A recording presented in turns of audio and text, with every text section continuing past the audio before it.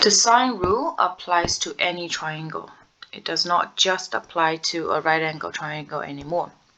The most important thing about this is any angle and the side opposite to it must share the same name. For example, if I wrote A and B, that would be no.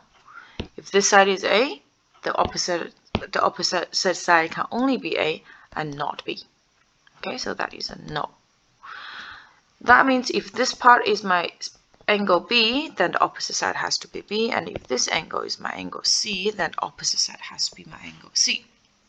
Okay. A couple of things you need to be aware that capital letters are always used for angles. So it's going to be angles A, B, or C. And the small letters are always used for sides. So the side opposite to angle A must be small a, the one that's opposite to angle B must be small b, and the one that's opposite to angle C must be small c. Okay, so they are pairs. These are pairs. These are pairs. Okay. Right. So once that is clear, then let's actually look at what the sine rule says. The sine rule says sine A over A equals to sine B over B is equals to sine C over C.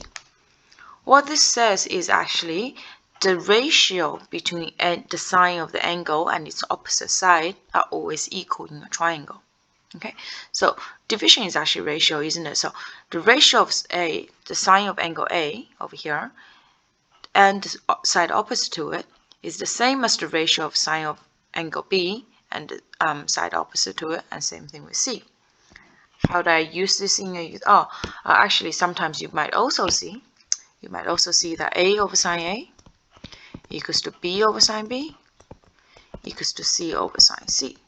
Okay, it doesn't really matter which one you use. These are actually exactly the same thing, because if I reciprocate one fraction, I can reciprocate the other one. Okay, that's the same thing.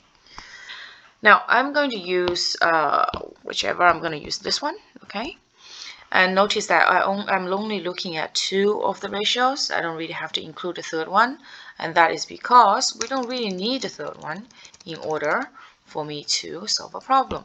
So for example, you might get a question that looks like this. This is a triangle, and I'm telling you this is 60 degrees, and the side opposite to it is 12, and this is 70 degrees, and I want to find the angle, the side that is opposite to 70 degrees. So from here I can see that I actually already know an angle and its opposite side. It's a pair that I already know. And I know this is 70. I'm trying to find the side opposite to it. There is another angle left over, but do I care about it? Nope. Do I care about that side? Nope. So what I'm going to do is I'm going to use the sine rule.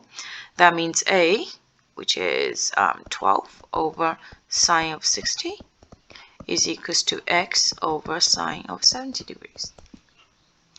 Moving sine 70 over, so 12 sine 70 degrees is over sine of 60 degrees will give me x.